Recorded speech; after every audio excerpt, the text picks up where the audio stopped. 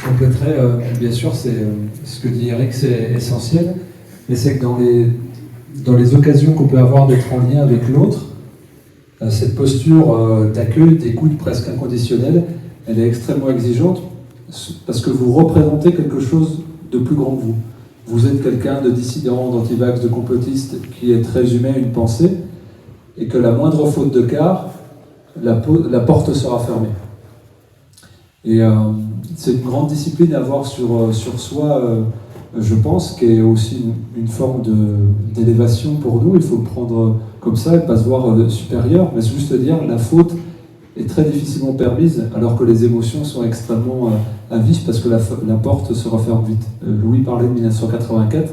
La dernière phrase de 1984, c'est après avoir fini torturé, la voix off dit, enfin dans le livre, dans la narration, le narrateur subjectif dit « Il love Big Brother ». Il aime Big Brother. Est-ce qu'il l'aime parce qu'il est torturé ou alors est-ce qu'il est convaincu de l'aimer? Et donc on est dans cette situation-là où des individus sont prêts à se battre pour une cause qui n'est pas la leur, qui n'est plus la leur, parce qu'ils n'ont plus d'appartenance. Et que, en effet, cet accueil, cette humanité qui n'est plus retrouvable dans la société, eh ben c'est une arche, évidemment, qui fait plaisir à beaucoup. Mais le fait de monter dedans, c'est très fébrile et on peut vite tomber dedans. Et hier soir, il y avait toutes les occasions de rentrer dans l'art du directeur qui nous a fait un tour de coquin. Et on sentait tous qu'en fait, que c'était presque nous pousser à la faute pour dire, vous voyez, je vous donne la parole, je vous laisse un espace, et puis vous en faites n'importe quoi, vous le cassez, maintenant c'est fini. Et lui-même, dans sa narration, essayait de se convaincre, et il parlait avec moi, il était en train de toucher les limites du cadre qu'il avait construit en disant, je ne veux pas, parce qu'évidemment, nous n'avions pas dans le débat le droit d'utiliser, enfin, il nous interdisait, le droit d'interdire ce qu'il veut, le fait d'utiliser les mots vaccin, passe sanitaire, et de ce qui se passe de négatif dans l'hôpital. Donc, on peut dire, on en parlait avec Carole là, cette semaine, elle proposait injection et Ausweis, ce qui sont des mots tout à fait qui sont dans la limite de la bien pensée, donc ça marche très bien, on n'a pas eu à utiliser ça, mais c'est une neuve-langue aussi qu'on peut utiliser, et donc il me dit, moi, je ne veux pas que vous parliez de la vaccination, parce que c'est un choix personnel, donc vous ne devez pas en parler. Pourquoi pas? Et puis il dit, moi par exemple, je me suis fait vacciner, mais j'ai choisi de mettre ma santé de côté pour offrir du cinéma aux autres. Alors, c'était une attitude que moi je trouvais très chevaleresque. Donc c'est personnel, mais tu te sens besoin de m'en témoigner quand même. Et donc du coup, il y avait cette tentation de nous pousser à la faute, tout en disant dans la semaine, mais si vous annulez la projection, je comprendrai, il n'y a pas de souci. Non, il n'y a pas de raison d'annuler la projection. Et évidemment que c'était tentant par moment, avec ces petites provocations, puis ces petites mesquineries, de rentrer dans l'art, mais ça aurait été la dernière chose à faire parce qu'on aurait rompu le lien. On aurait rompu le dialogue et peut-être qu'avec la répétition, donc ce qui a été choisi, c'est de le remercier. C'est que les gens qui ont été à la projection lui ont envoyé des messages pour lui dire merci d'avoir organisé, merci beaucoup. Et ça a dû le perturber. Et on espère que ça le perturbe pour qu'à un moment donné, il ne nous voit pas comme des caricatures et que la dissonance qu'il y a en lui, à un moment donné, c'est peut-être pas nous qui allons avoir l'action définitive, ça bascule. Et là, ça revient, quelquefois, on focalise sur un échange comme le traduit Louis ou les fêtes de fin d'année, un repas, il faut que notre regard il porte loin. On travaille sur la longueur, parce qu'évidemment, la société est en effondrement, on va pas la réparer, on est une discussion. Par contre, le fait de garder du lien, de nourrir l'humanité, ça va prendre du temps, et de cicatriser après que les plaies aient été à vif, parce que les gens vont se rendre compte de la maltraitance qu'ils ont subie, et qu'indirectement, on a utilisé leur amour, c'est-à-dire protéger les autres. Il n'y a rien de pire que d'utiliser l'amour qu'on a pour le tordre, pour faire ça, ça va être très violent pour eux. Et c'est là où justement, je pense que les soignants suspendus constituent un vivier de personnes qui seront là en recours pour prendre soin autrement, mais de manière humaine et non technique. Et pour éviter que la société sombre tout bonnement dans la folie, parce qu'on le sent. Et je pense que c'est là-dessus qu'on est. Nous, on le voit avec la projection de ce film. On avait évidemment des cinémas, des lieux qui nous refusaient pour des motifs entendables, d'autres plus discutables. En revanche, là, depuis quelques semaines, on est face à des déprogrammations, ce qu'on n'avait pas.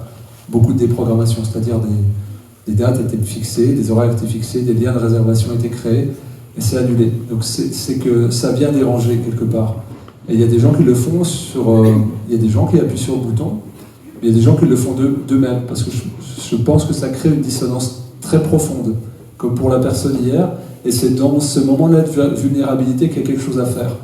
Et que, évidemment, ça peut être tentant d'exploser et de juger, mais c'est là où la posture, elle doit être gardée, le lien, et plutôt que de chercher à parler, juste de questionner, d'écouter, puis de se mordre un peu les lèvres pour sortir les arguments, et puis juste laisser entendre. Et ce que traduit Louis, c'est d'une violence énorme. C'est-à-dire la personne est en train de se raconter une histoire pour se dire j'ai fait quelque chose de grave pour la personne que j'aime le plus au monde, et je vais vriller mon cerveau pour pouvoir m'adapter avec ça. Donc le jour où il y aura une vraie réalisation, il aura besoin d'être entouré de vraies présences. Donc moi en tout cas, c'est vers quoi je voudrais insister, c'est sur le temps long. Et que peut-être les discussions, des fois, c'est d'être juste avec un œil profond dans celui de l'autre et puis d'être accueillant.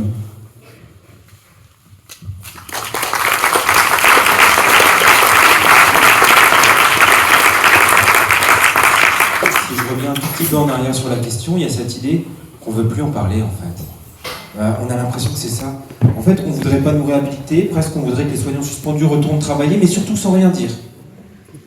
Voilà. Oh, on vous fait la fleur, vous revenez. On n'en parle plus. Et on ne tire pas de leçon du passé, on ne tire pas de leçon de tout ça, juste on met un mouchoir dessus. Dans les réunions de famille, on ne veut plus en parler.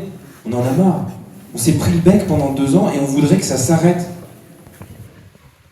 Et nous, on est là un petit peu en train de dire, on peut essayer de faire le test ici, de dire mais il faut que les choses changent. On ne peut pas rester comme ça, on ne peut pas juste mettre un mouchoir dessus et s'arrêter. Dans la salle, qui voudrait que le monde change ici? Qui voudrait?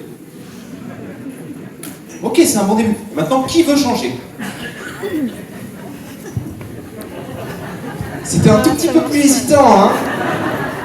Donc, changer la belle-sœur, convaincre la belle-sœur, ça en a envie, ouais, quand même, elle est un peu débile aussi. Elle pourrait voir, elle pourrait se renseigner. Je lui ai envoyé 17 liens YouTube, je suis sûr qu'elle ne les a pas lus. Et donc, derrière, il y a cette idée. Comment convaincre ma belle-sœur? Ouais. C'est une peau de vache, vous n'y arriverez pas. Et qu'est-ce qui nous reste derrière ça? Tous les échanges qu'on a eus, ce qui nous reste, c'est d'être là, effectivement, de tendre la main au moment où ils vont s'en sortir, parce que s'ils n'ont pas d'échappatoire, ils peuvent juste se radicaliser. On peut dire tout ce qu'on veut sur nos politiques, si la seule perspective qu'ils ont, c'est de dire le jour où j'ai plus le pouvoir, on me pend, ils vont s'accrocher au pouvoir. Ils vont jamais le lâcher. Donc il y a un moment, il faut être cette main tendue. Il faut être celui qui dit, voilà, le jour où tu auras besoin, je serai là. Je serai toujours là. Et à côté de ça, d'être aussi cette personne qui propose, voilà, ce témoin. Moi, je suis juste témoin, je suis là. Et je suis heureux. Je sais pas vous. Moi, je suis heureux. J'ai dû renoncer à beaucoup de choses. On me demande ce que je fais. Je sais pas le dire. Je fais peut-être plein de choses. Je sais pas le dire. Je fais moins. Je fais plus. J'ai moins, ça c'est clair. Et pourtant, je me suis jamais senti aussi riche. Je fais moins. J'ai moins. Je suis juste un petit peu plus. En tout cas, je suis heureux. Et je suis là.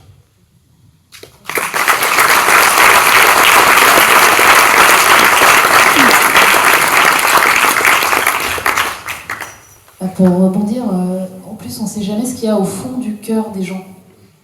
Parce que je vais vous raconter une anecdote. Une fois je croise une ancienne collègue que je sais, elle, être vaccinée et être pour le vaccin et avoir des idées assez différentes des miennes. Et puis on se croise par hasard après que je sois suspendue et je lui dis bonjour. Et elle ne me répond pas dans la rue, elle ne me regarde pas, comme si j'existais pas. Donc je l'interpelle, je lui dis mais c'est pas parce qu'on a des idées différentes qu'on peut même plus se dire bonjour quand même, on peut encore se dire bonjour. Et elle me dit, quand je te vois, je vois la honte que j'ai de ne pas réussir à avoir fait ce que tu as fait toi. J'avais juste envie de la prendre dans mes bras. Donc finalement, en fait, souvent, on se fait des films sur ce que pense l'autre et on ne sait jamais ce qu'il pense vraiment.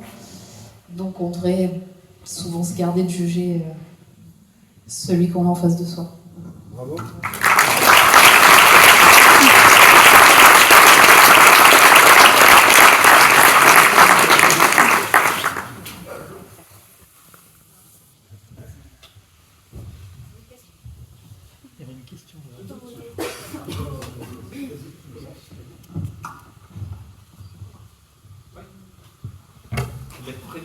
Oui, oui. Oui, en fait, ce que je voulais dire, c'est qu'il y a en fait un énorme coup psychique à reconnaître qu'on a été pris dans un effet cliquet. Et puis, en fait, on ne se rend pas compte à quel point souvent les gens ont des failles et ils ont des étais, ils ont des échafaudages qui leur permettent de tenir. Et quand on doit se confronter à changer sa vision du monde, à se dire que celle qu'on avait, celle qu'elle croyait s'accrocher, en fait, elle est plus valide, c'est extrêmement angoissant. Il y a des angoisses d'émorcellement, il y a des angoisses d'effritement, de disparition, de mort. Et je pense qu'il y a beaucoup de gens, plus on essaye de les réveiller un petit peu en les secouant, et en fait, ça sert à rien. Au contraire, c'est justement la bienveillance, parce qu'ils vont se prédire, parce que c'est trop dangereux ce qu'on leur met sous les yeux. Enfin, ne serait-ce que l'État soit pas forcément ultra bienveillant. Pour certains, c'est juste le point de blocage. Donc,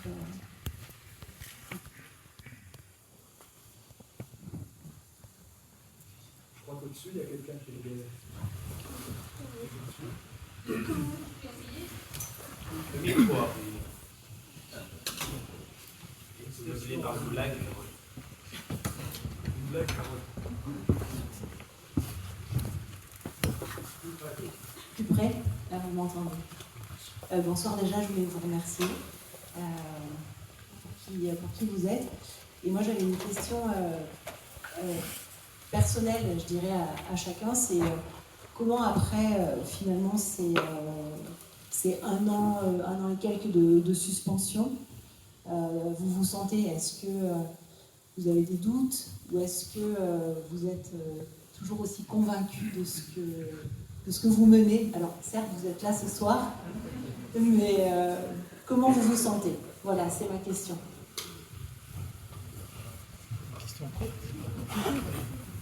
Ok, c'est chacun, je vais essayer d'être court, mais pour moi c'est l'histoire d'un deuil. Et le deuil, il est plutôt plus dur quand le temps passe que sur le moment. Peut-être vous avez vécu la perte de proches, et sur le moment il y a du monde. Voilà. Puis au bout d'un an, il n'y a plus personne, ou en tout cas, c'est bon. Voilà, tu as perdu ta mère, ton père, ça va. Tu devrais revenir dans la vie. Et en fait, c'est à ce moment-là que ça fait mal. Et donc pour moi, personnellement, c'est le moment où ça fait mal, en fait, là. Et ça m'empêche pas de ressentir tout ce qu'a dit Greg aussi, c'est-à-dire l'ouverture des possibles qui se fait au passage. Et en même temps, mais qu'est-ce que je fous là? À quoi je peux bien servir? Tout ce que j'ai appris, c'est rien.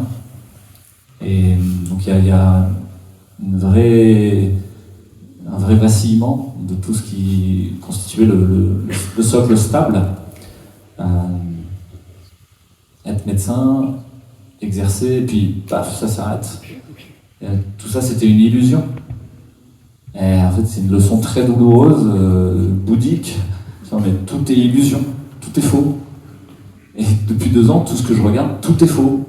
Toute l'histoire qu'on m'a racontée sur notre société est fausse, et toute l'histoire que j'ai pu me raconter sur moi-même est fausse aussi. Et c'est là où, dans ce moment-là, moi je suis bien content d'avoir Carole. C'est mes 10 ans de mariage, c'est ça. Parce que c'est que le lien qui permet de tenir ensemble. Et assez régulièrement, je me dis, mais si ça pouvait s'arrêter demain, quoi.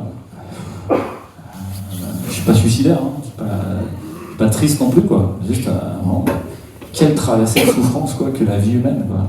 Qu'est-ce que c'est dur. Qu'est-ce que c'est dur. Moi, j'ai vécu peut-être les choses dans un ordre différent. J'ai plus fait le deuil quand j'ai été suspendue. C'était une période très difficile parce que j'étais toute seule. En plus, Louis n'était pas là, il était en tour d'âge. Donc je l'ai vécu un peu seule. Ça a été assez violent. Et après, c'est plutôt allé mieux. C'est plus, effectivement, au bout d'1 an, on se rend compte qu'on ne sera peut-être plus jamais ce qu'on a été. C'est peut-être 15 ans d'études qu'on a faites pour finalement être chômeur. Mais... Ah oui, même pas chômeur, oui, on n'a pas le droit au chômage, excusez-moi. Enfin, on a le droit à rien, mais... pour être rayé de son métier, et effectivement, cette découverte qu'on n'est pas ce qu'on croyait, et donc devoir se trouver autre chose, trouver des nouvelles qualités, savoir découvrir d'autres talents qu'on avait cachés en nous, et c'est pas forcément évident. Je me rappelle avoir appelé un ami en lui disant au bout d'un an, tu sais, j'ai mal aux dents. Il m'a dit, c'est la 46. Je lui dis, comment tu sais? Il me dit, parce que c'est la dent du travail. Ah, bon.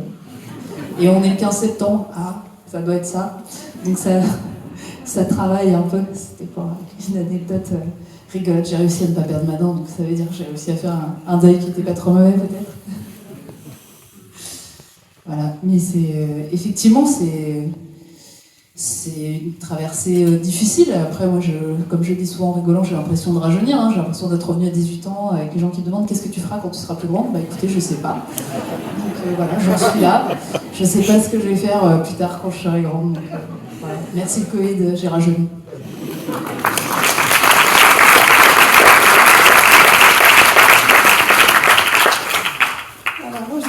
J'ai démissionné de l'hôpital. Moi, je pense que ça m'a sauvée, parce que j'ai déjà fait un burn-out, j'en ai fait un en 2013. Donc, je pense que j'allais en refaire. J'étais très investie dans l'hôpital, commission médicale d'établissement, référent de plein de groupes de travail. Et c'était trop, parce que je n'étais pas assez dans le soin, peut-être trop dans l'administratif. Moi, ça m'a vraiment sauvée. Mais après, je me suis dit, ok, je vais construire autre chose. Donc, évidemment, j'ai bien changé avec le diplôme. Donc je suis en train de construire autre chose, c'est sûr, c'est compliqué. Créer autre chose, c'est pas facile, mais c'est très joyeux. Et j'ai jamais été autant bien de toute ma vie. Donc il y a aussi des choses vraiment très très belles et je trouve très positives. Mais parce que j'ai décidé que je n'y retournerai plus. Je l'ai dit très tôt. Très tôt, j'ai dit de toute façon, ok, c'est fini. Et c'est pas mon chemin. Et peut-être même en 2013, j'aurais dû partir. Et là, la vie me repropose la même chose en disant, qu'est-ce que tu fais maintenant? Bon, ben là, je pars. Je pars, sinon moi je meurs. Voilà. Je suis partie, et là ça va assez. Yes.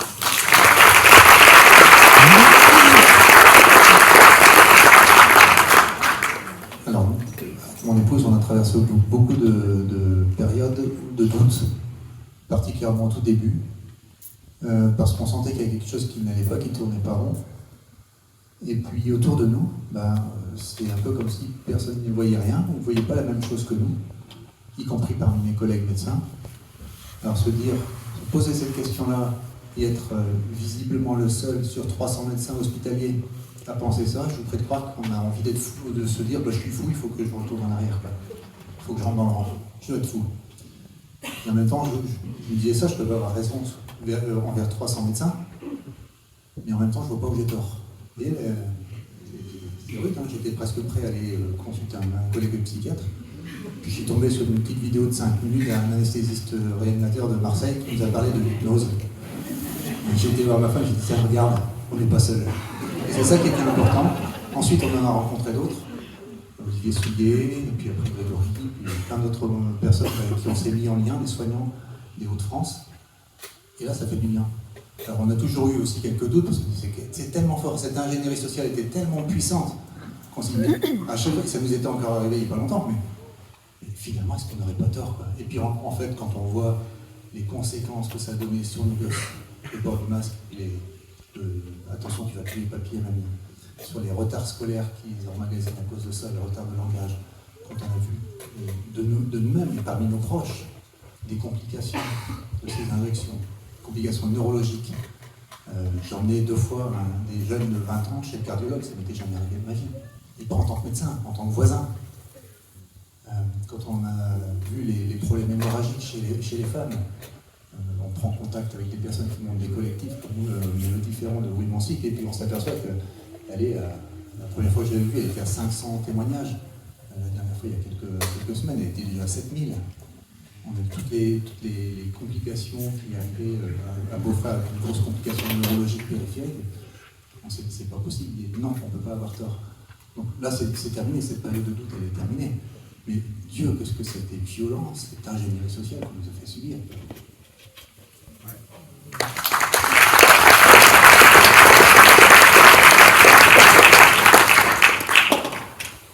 Alors, moi, je me sens très bien. Vraiment très bien. Beaucoup mieux que l'année dernière. C'est une période où je rencontre énormément de monde. Où rien que ce week-end, je suis heureuse comme tout. Croiser tous ensemble. mais de vous voir aussi et d'être en lien avec vous. C'est quelque chose que je découvre que je n'ai jamais fait avant. Et aussi, je faisais du théâtre à une époque, donc j'avais des publics, mais c'est complètement différent. Le contexte est très particulier, c'est clair. Moi, je trouve qu'on arrive plus à transformer les choses, c'est-à-dire basculer de quelque chose qui aurait pu être terrible, en tout cas pour moi, en quelque chose qui a été voilà, beaucoup plus confortable et assumé. Ce qui ne m'enlève pas de l'esprit le fait qu'il existe des gens qui sont réellement en souffrance parce qu'ils ne parviennent pas à transformer. Et ça, c'est quelque chose que moi, je travaille en groupe de parole avec des personnes qui sont suspendues. On s'organise aussi un confrontement réel. Voilà, donc moi j'apprends en fait à vivre au jour le jour avec ces nouvelles données. Je m'efforce d'enterrer l'histoire d'avant, de la suspension, qui était une période bien complexe, c'est clair, ça sidère, ça oblige à se mobiliser, à trouver des solutions. Je précise quand même que je suis mariée avec un monsieur qui gagne de l'argent, donc petit point important, c'est que le matériel est à peu près assuré. Et puis moi aujourd'hui je me suis transformée en tant qu'hypnothérapeute. Je travaille en libéral modestement, mais voilà, c'est pas forcément évident non plus d'investir cette nouvelle activité, sachant qu'il y a toujours le boulet au pied de la suspension, et que ensuite j'investis d'autres choses à côté qui me passionnent finalement beaucoup. Voilà. Donc voilà, mais moi je vais bien.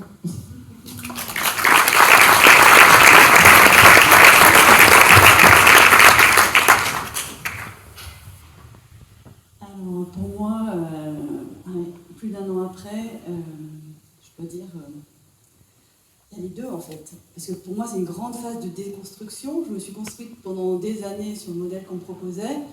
Et puis ce modèle, il n'existe plus. Donc, plus la reconnaissance du diplôme, plus le droit d'exercer mon métier que j'ai toujours voulu faire.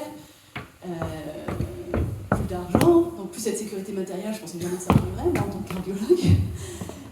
Voilà, donc une maison, beaucoup de choses, structure familiale. Voilà, donc grande déconstruction. Et en même temps, je sais que cette déconstruction, c'est tout ce que je dois déconstruire de l'illusion qui me coupe de la vie en moi, en fait. Et en fait, qu'est-ce qui reste à la fin? Il reste une sécurité hallucinante, c'est que je suis vivante, et que en fait, je suis hyper alignée et joyeuse de ce qui va émerger, en fait, ce qui est en train d'émerger de tout ça. Après, je dis, c'est pas facile tous les jours. Mais je touche du doigt, en fait, quand on n'a plus rien, et ben, en fait, on se soucie plus de savoir si on a des sous qui vont arriver sur son compte, de toute façon, on n'en a plus. On se soucie plus, j'ai plus de toit, mais en fait, il va y avoir une solution, c'est pas possible, j'ai tellement écouté mon cœur, c'est pas possible qu'il n'y ait pas une solution. Puis en fait, il y a une solution, il y a des gens autour de moi, il y a une solidarité énorme.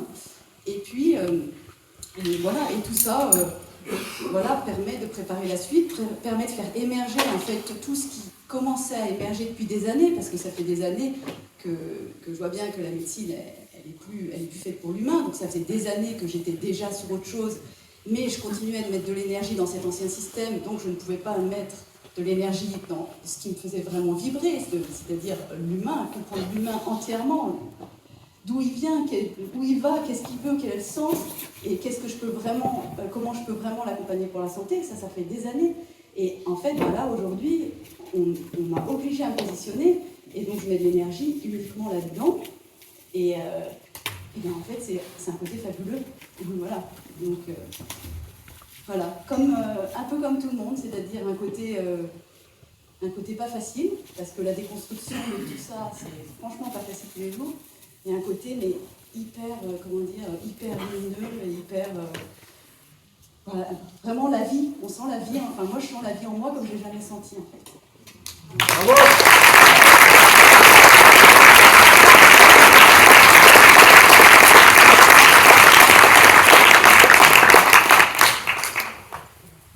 Le début de l'intervention, je crois, c'était merci d'être vous. Merci d'être vous, c'est quelque chose qui me faisait beaucoup de mal jusqu'à il y a quelques jours, peut-être quelques semaines, je sais pas. Merci d'être vous, je l'entendais comme merci d'être toi, de toute façon j'y peux rien, et le jour où je suis plus moi, alors est-ce qu'on me remerciera encore? Et je le prenais vraiment comme ça, comme merci pour quelque chose que j'y peux rien, alors c'est une responsabilité ça. Puis je crois que j'ai compris, peut-être en voyant le générique d'ailleurs, La dernière phrase du générique, c'est merci à Joseph d'être ce qu'il est. À la fois, il y a le merci d'être tout ce que vous m'apportez. Peut-être des fois, on pourrait le dire comme ça. Quand je vous vois, il y en a qui le disent. Je me sens moins seul. Merci d'être là pour me réconforter. Puis dans le merci d'être toi, il y a aussi merci de ne pas être quelqu'un d'autre. Merci de ne pas te fondre. Merci de ne pas t'oublier. Merci de continuer à être celui-là. Et je crois que depuis que j'ai arrêté de travailler, c'est un petit peu ça. Alors, au départ, j'étais surtout dans la vérité, effectivement. Je tiens à ça, je veux dire, il y a des choses qui sont criantes. Ça ne veut pas dire que je détiens la vérité. Attention, la vérité, on peut tous en percevoir un petit bout, mais moi je vois mon petit bout, je ne vais pas le lâcher, je ne vais pas dire que je ne le vois pas alors que je le vois alors qu'il est là. Et puis, après, on se retrouve sans rien. On a beaucoup bossé pour ça, on a beaucoup œuvré, puis on aimait bien. Enfin, j'étais heureux en tant que médecin généraliste. Pouvoir servir, pouvoir soigner. Et j'ai plus ça. Mais après, il y a cette certitude, effectivement, qu'on est sur le bon chemin à un moment. Parce que tout vient. Parce que c'est difficile, parce qu'on renonce. Parce que tout ce qu'on nous avait mis sur la tête depuis le début, justement, on se découvre de tout ça, on l'enlève, et on se retrouve. Et quand on est sur le bon chemin, il y a cet abandon à la divine providence, ce wu-wei, ce non-agir, cet abandon à la vie. Appelez-le comme vous voulez. Mais en fait, on se rend compte que tout va bien, en fait. C'est difficile, il en manque, le gaz augmente, c'est tout, je résilie le gaz. Pourquoi pas? Je prends des douches froides, pourquoi pas? Mais je le choisis, hein, attention, c'est pas la sobriété qu'on nous vend où c'est « Oh, allez-y, réduisez de 19 degrés ». Non, moi je m'en fiche, il fait 15 degrés dans mon salon. Dans mon salon, il y a la cheminée, ça. Mais, voilà. Et au milieu de tout ça, qu'est-ce qui reste? L'essentiel. On se découvre, et puis je suis sûr d'être sur le bon chemin, parce que finalement tout arrive effectivement quand on en a besoin. Ça va. Pas toujours, mais ça va.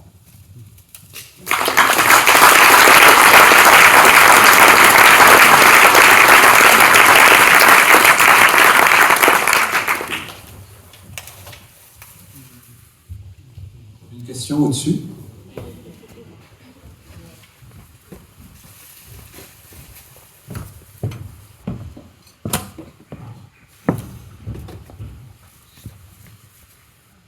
Je vous remercie beaucoup pour tous ces témoignages qui sont très nourrissants. Et ma question, c'est, vraiment vous écoutant, dans vos témoignages du film maintenant, c'est comment vous ouvrez les cœurs, comment vos cœurs s'ouvrent et comment vous ouvrez les cœurs. Et on a parlé tout à l'heure de la difficulté de ce clivage qui existe. Est-ce que vous avez déjà des témoignages de gens qui sont touchés par cette démarche-là, dont le cœur s'est ouvert, pour lequel il y a déjà eu cette ouverture? Et est-ce que c'est un thème de film futur? C'est justement comment ça prend, comment ça suit, comment ceux qui étaient clivés se déclivent et se retrouvent et se rassemblent? Question pour le docteur Loridan, ça. Comment on ouvre les cœurs? Sauf que moi, j'ouvre les boyaux. Honnêtement, je ne sais pas. Quand je rediscute de ça avec certains collègues, visiblement, ils évitent le sujet et on sent dans leur comportement qu'ils continuent à me considérer comme quelqu'un qui a dévié. Et donc, j'ai encore essayé il y a 48 heures, parce qu'un collègue m'a laissé un petit message en disant qu'il avait vu l'article dans la Pravda du Nord, dans la Voix du Nord, suite à mon passage au Conseil de l'ordre régional vendredi dernier. Et en fait, on sent que c'est pas gagné, quoi. Il est sympa, il prend des nouvelles, mais pour eux, je continue à avoir tort. Même si je lui demande s'il a fait sa 4e, il me répond non, c'est pas obligatoire. Je lui dis tu sais que t'es plus immunisé? Et il me dit oui, mais on va pas en faire 10 000. Ils vont bien finir par faire un vaccin plus pérenne. Donc c'est leur seule chose. Et puis le seul tort pour eux que j'ai eu, c'était de ne pas me faire vacciner quand c'était le début de la guerre. Et c'est tout. Et à la limite, je préfère. Il faut peut-être mieux en rester là parce qu'on les met en danger. Quand ils ont pris autant de choses pour eux, quand se sont tellement investis, ils ont tellement cru au point de faire vacciner leurs parents, parfois leurs enfants, et d'avoir incité leurs patients à le faire. Mais ce que disait Hugo tout à l'heure, ils vont péter un câble quand ils vont s'en rendre compte. Et ils vont peut-être... Moi j'ai peur pour eux, j'espère qu'ils vont savoir surmonter le jour où ils vont s'en rendre compte. Je redoute que beaucoup se passent le cœur de tout.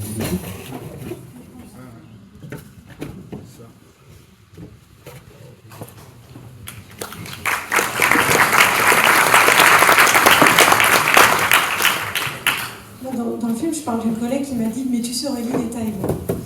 Et du coup, on est toujours amis, on ne parle pas de la vaccination, mais elle vient toujours chez moi discuter. Elle me dit « Mais l'hôpital se meurt ». Et je lui dis « Toi, tu n'as toujours pas regardé le film ». Parce qu'on en parle dans le film, mais je pense qu'on parle que des suspendus, mais elle ne peut pas le regarder. C'est dur. Mais maintenant, on arrive à discuter sur « Oui, l'hôpital se meurt ». Et puis, finalement, l'État, je lui dis « Pas si bon que ça, quand même, l'État ». Elle arrive à réfléchir dessus. Et sur cette petite gamine qui est née pendant le Covid, il y a des retards d'apprentissage de la parole, parce que masquer toute la journée, enfin, les nounous masqués en crèche qui s'occupent des enfants, les enfants ont des retards d'apprentissage. Je lui dis donc, tu peux pas dire que la crise Covid, elle n'a pas eu d'impact sur les enfants. Ta propre fille a des soucis. Et là, elle me dit oui, c'est vrai. Donc il y a des choses qui commencent un petit peu, mais en accueillant et surtout pas en parlant trop vaccination. Enfin, il faut aller doucement, vraiment très doucement. Et je lui dis, tu veux toujours autant de troubles du cycle? Voilà, puis elle réfléchit, mais peut-être, oui. Enfin, là, on voit quand même. Donc on arrive à discuter tout doucement. C'est possible. Mais ma porte, elle est toujours ouverte, c'est ça qui est important.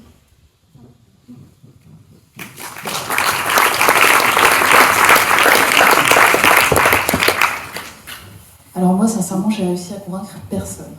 À la fois, c'était pas dans mes vues et dans mes objectifs. Mais je peux vous raconter une histoire, puisqu'il y a quelques mois de ça, j'ai réussi à faire un soleil en vélo, évidemment. J'étais en retard, j'avais pris le vélo qui n'avait pas de frein arrière, bref. Tout pour faire un soleil un jour où il pleut à Marseille, ce qui n'arrive que très peu souvent. Donc je fais mon soleil, je me ramasse par terre, et puis j'avais très très mal au poignet, et donc je décide d'aller faire une radio et d'appeler mon ancien collègue radiologue, que je connais très bien, avec qui j'avais beaucoup de liens d'amitié. Et je lui dis, oui, je suis tombée à vélo, est-ce que tu peux me faire une radio du poignet? Donc il me dit, oui, pas de souci, passe, je vais te faire la radio. Mais on n'avait pas du tout les mêmes avis sur le Covid et sur les vaccins. Donc je vais le voir et je me demandais un petit peu comment ça allait se passer, ce qu'il allait me dire et tout ça. Puis il a été très gentil avec moi. Et puis au bout d'un moment, on commence à parler un petit peu des vaccins et il me dit tu sais, en fait, je t'admire. Alors je marque un temps d'arrêt parce que je m'attendais tout sauf à ça. Et je lui dis mais pourtant on n'est pas du même avis. Il me dit non, on n'est pas du même avis. Mais toi, t'es allé jusqu'au bout. Yes.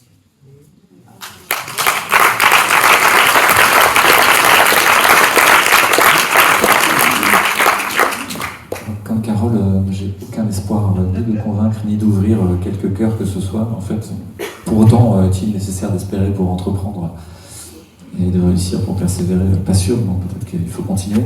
Mais j'ai vraiment cette intuition que c'est pas à cet endroit-là que ça se joue, que les cœurs s'ouvrent parce que les circonstances les font s'ouvrir, parce que ce qu'ils vont traverser et vivre sera un tel niveau d'inconfort et une telle souffrance qu'elle sera initiatique, qu'elle va mettre en mouvement quelque chose. Et que c'est à ce moment-là qu'il faut être là. Qu'avant, c'est pas vous qui êtes l'épreuve initiatique de l'autre.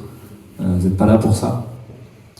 Et je m'en réfère à un moment, je croise quelqu'un qui me dit « Ah, je t'ai vu à la télé. » Ah bon. Et qu'est-ce que tu as retenu de ce que j'ai dit? Rien. Ah bon. Chouette. Donc j'ai préparé tout ça sur des trucs avec Carole, statistiques, machin, pour rien. Mais non, mais quand même, ce qui m'a marqué, c'est que tu avais l'air gentil, honnête, et ça m'a touché. Et finalement, au-delà de tous les discours, au-delà de tout ce qui aurait pu être le blabla intellectuel, etc., la seule chose qui a réussi à toucher, c'était d'avoir l'air honnête et gentil. Ouais, et d'essayer de le vivre pour de vrai. Donc pour moi, c'est le seul travail, quoi. C'est d'essayer de tenir cette posture-là, et elle est très exigeante. Elle est très exigeante parce qu'elle vient nous mettre justement tout le temps face à nos attentes, à nos colères, à nos peurs. Pourquoi? Laissons l'autre penser ce qu'il veut, laissons l'autre vivre ce qu'il a à vivre. on pourra que l'accueillir, encore une fois, au moment où ce sera nécessaire. Et c'est déjà bien ambitieux. Donc voilà, je ne crois pas qu'on puisse ouvrir le cœur de qui que ce soit. Par contre, je pense que le gouvernement, lui, peut. Et qu'il le fait très bien.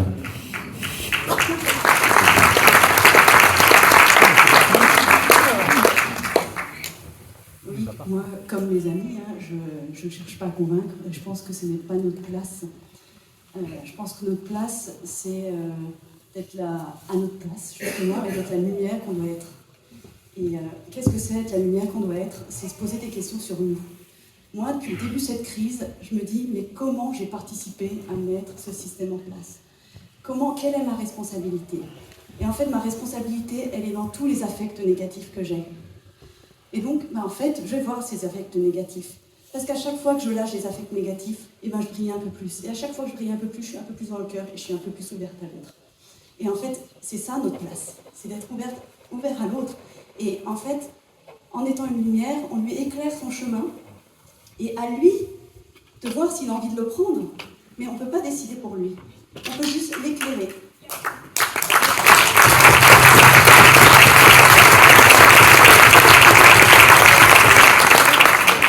Alors, je ne sais pas si c'est exactement à la 100e aujourd'hui ou pas, en 99, 101, je ne sais rien, mais c'est la première fois qu'on est réunis tous les 7 autour de Fabien. Yes!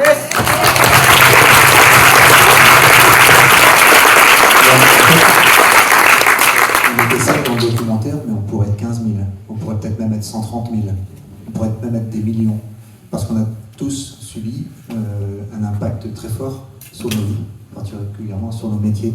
Et si je veux demander à tous ceux qui, professionnellement, ont subi quelque chose au niveau de cette crise Covid, combien il y en aurait? Allez-y, levez la main. Voilà, donc ça dépasse de loin les soignants. Au niveau professionnel, après aussi au niveau familial, vous voyez, on est tous concernés. On pourrait être des centaines de milliers dans ce documentaire. On a conscience d'être les porte-paroles, les humbles porte-paroles de tous ceux qui ont subi ces difficultés-là. Il y a 2 personnes ici qu'on n'a pas saluées, qui ont aussi mérité d'être, c'est Pierrick, qui est avec nous.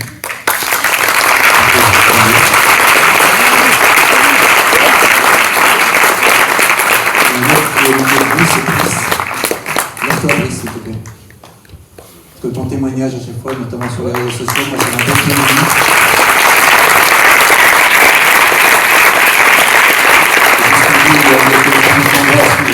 À Saint-Jacques-de-Compostelle avec ton chien, voilà, qui est ici.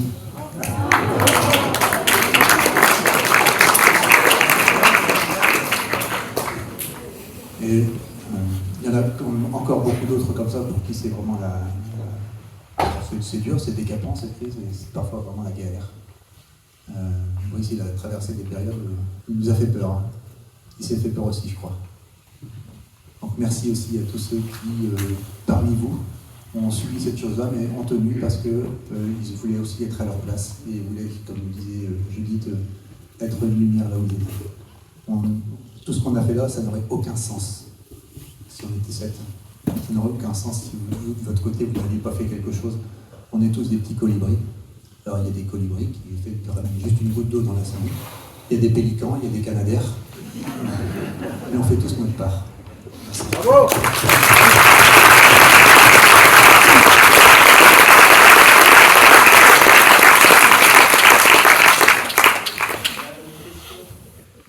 Oui.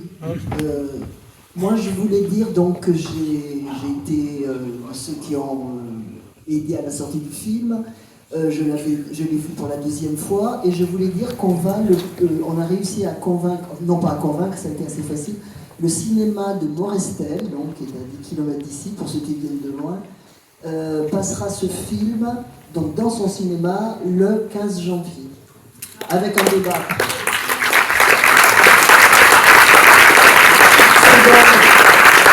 C'est donc la 2e fois que je vois ce film et les 2 fois, j'ai été vraiment très touchée par les témoignages parce qu'on n'en a vraiment pas assez. Mais par contre, la dernière partie du film m'a complètement déroutée et mis out parce que vous proposez une voix que vous avez peut-être appelé la spiritualité, et que je ne me situe pas là-dedans. Donc du coup, il y a des gens qui ne vous suivent pas au moment où vous parlez de vos solutions du côté du spirituel. Je suis héritière de l'hôpital et de ce qu'il a été pendant des années comme un lieu hospitalier. On s'est battu, on parlait beaucoup, il y avait tout un groupe qui s'appelait pour un soin hospitalier.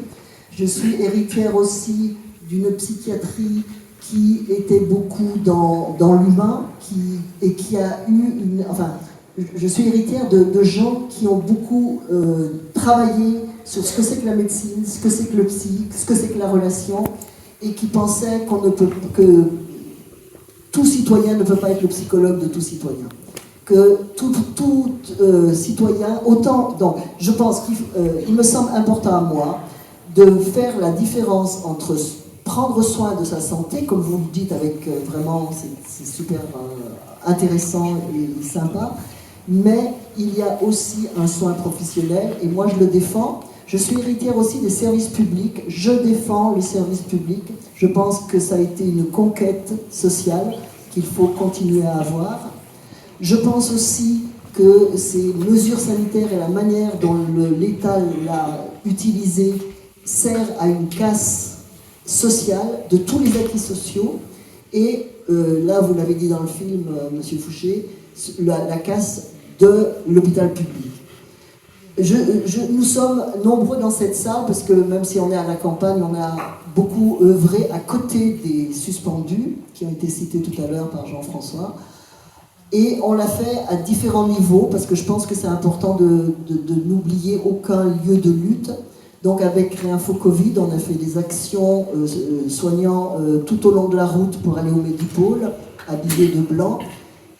On a fait le rond-point des Gilets jaunes de la Tour du Pin. Tout l'été a tenu le rond-point, comme on dit, en défendant les suspendus. Et nous avons aussi écrit à nos députés qui proposent une loi qui est super intéressante, parce non, elle n'est pas intéressante, pardon, j'allais dire le contraire. Cette loi que vous avez dû voir un peu, qui est proposée et par LFI d'abord, et ensuite maintenant elle sera proposée par RN, elle est vraiment à remettre en cause, puisque d'accord, elle nous propose une réintégration, parce que moi je pense qu'il faut vraiment se battre pour une réintégration des soignants dans tous leurs droits. Parce qu'on l'a dit un petit peu, mais tous les droits ont été floués. Les droits du travail, avec des congés maladie des indemnités maladie qui n'ont pas été versées. Les droits de l'administratif, parce que normalement, les fonctionnaires, c'est une atteinte aussi grave au statut du fonctionnaire, qui normalement doit être reclassé ailleurs quand il n'est plus dans sa fonction, donc il n'y a pas eu ça. Et les droits de l'homme, puisque les suspendus n'ont pas les moyens de survivre. Je crois qu'il faut quand même dire aussi beaucoup que certains sont dans une panade pas possible. Donc, voilà, je dis... Oui, je pense que moi, j'aurais envie de rester avec vraiment les pieds sur terre et de dire que les suspendus ont besoin d'aide concrète maintenant. Et qu'est-ce qu'on peut faire? Et je crois que c'est tout.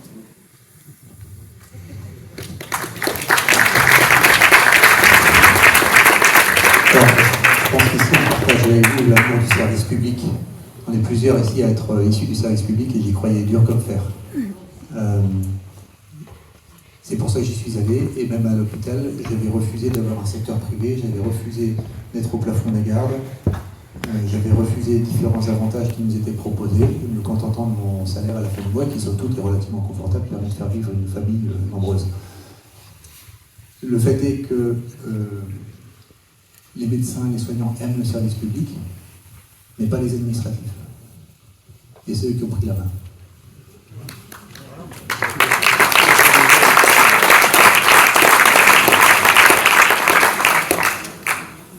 Je profite de passer le micro à une autre personne qui l'a demandé pour signaler qu'à Villefontaine, le cinéma Fellini, le vendredi 13 janvier, il y a une séance du film suspendu. Ça va, on est suffisamment dans le Nord-Isère, on est à l'autre du Nord-Isère pour la séance du 13 janvier. Donc venez nombreux à Villefontaine ou à Morestel.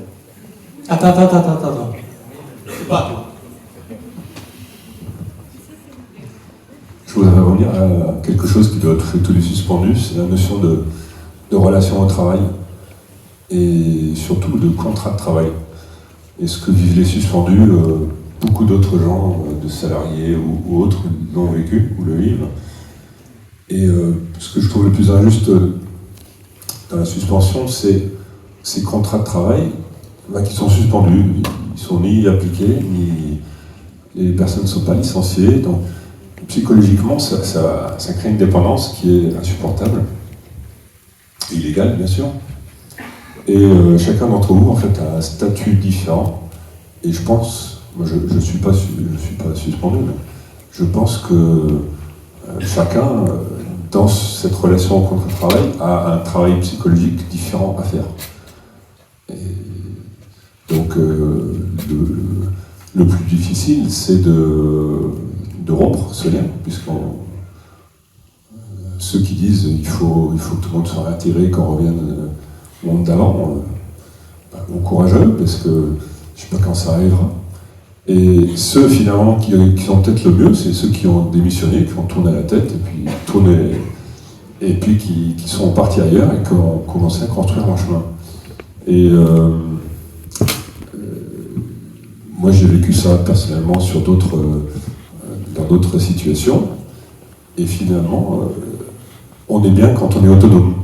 C'est-à-dire que ce lien, quand on l'a rompu, et qu'on a décidé de le rompre et qu'on n'a pas gardé ce fil, bon, on est autonome, bon, on est dans la panade, mais au moins c'est nous qui l'avons décidé.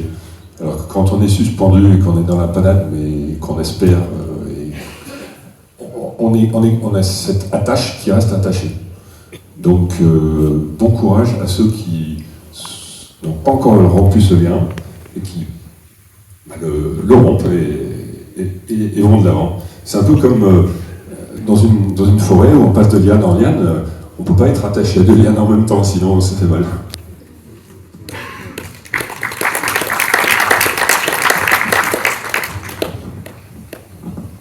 Ouais, alors merci pour ces deux interventions, cette histoire de lien à rompre, mais probablement à retisser autrement, mais c'est l'histoire du deuil, hein. Déchirer un lien pour le retisser autrement avec ceux qui sont encore vivants et qui sont encore là. Donc ce serait admettre que l'hôpital public est mort pour pouvoir réussir à rompre le lien. Et ça c'est très très douloureux parce qu'il existe encore. Il existe, transformé progressivement en un dispensaire,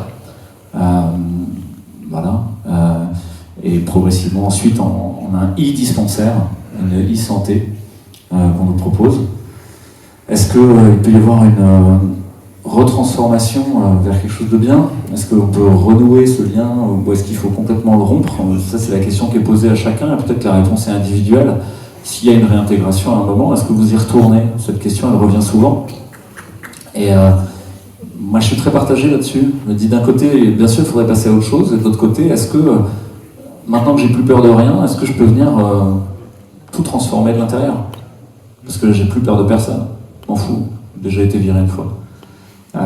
Cette question elle est ouverte et pour ma part je crois qu'on a au-delà de l'hôpital une vraie réflexion à mener sur ce qu'on appelle les communs, sur ce qu'on appelle le banal, c'est-à-dire ce qui est au service du groupe, qui est là au milieu du village et qui est utile à tout le monde. Et qu'une grosse partie du travail c'est de revenir à du banal dans nos existences, sortir de la grande vague Covid, sortir des grands mots, des grands trucs, et revenir là tout de suite, ce qui est au milieu du village et dont on a besoin. Et il y a des groupes qui le font, comme là, qui prennent soin déjà de choses immédiatement tangibles, prendre soin des suspendus et de ceux qui vont pas bien. C'est le rôle du syndicat en grande partie, et merci à eux d'être là. Et je pense que tous les soignants ou tous les gens qui sont suspendus, qui sont seuls, ce serait important qu'ils rejoignent ce syndicat pour trouver de l'aide. Syndicat Liberté Santé, ouais, qui a été créé tout à fait pour ça, quoi, pour soutenir psychologiquement, financièrement, juridiquement, et servir de porte-voix auprès de l'institution pour l'aider à se transformer. Et puis, donc ça, c'est prendre soin des suspendus les uns les autres, et il y a un vrai travail à faire, et il y a un vrai travail personnel aussi d'accepter de demander de l'aide. Parce qu'il y a beaucoup de gens qui voudraient être, pas autonomes, mais autarciques. Pour moi, il y a une grande différence entre autarcie et autonomie. L'autarcie, ça n'existe pas. L'autonomie, c'est avec d'autres gens qui s'entraident. Donc voilà, merci pour ça, merci pour cette défense du service public, même si je crois que la solution ne sera pas politicienne, ne passera pas par une loi ni rien, on le voit bien. Hein. On a beaucoup de mal à se mettre d'accord, à arriver à faire un texte, ensuite dire ah là là, on ne met pas les mains parce que on n'est pas d'accord sur d'autres enjeux politiciens. Et donc à nous de construire quelque chose. Et ce qui est à l'œuvre à l'hôpital aujourd'hui avec les suspendus est à l'œuvre dans toute notre société. Son ubérisation progressive fera qu'à la fin, vous aurez plus de boulanger même, directement. Votre boulanger, il aura une facture d'électricité tellement importante que de toute manière, il devra fermer. Et à la fin, vous aurez un Uber Bread qui vous livrera par drone une baguette que vous aurez commandée avec votre téléphone portable. Et 85% de notre population trouvera ça génial. Donc là, il y a un vrai travail à faire. Qu'est-ce qu'on veut ? Est-ce qu'on veut que des multinationales décident de notre destin sanitaire, politique, économique, monétaire, alimentaire, ou est-ce qu'on a envie de retisser quelque chose à une échelle locale ? Aujourd'hui, il y a déjà des groupes de soignants qui se mettent en place à partir des suspendus, comme on l'a dit tout à l'heure, dans des modèles économiques différents, qui parfois convoquent d'autres systèmes monétaires même. Et c'est un travail d'une vie entière qu'on a à mener. On travaille, quoi.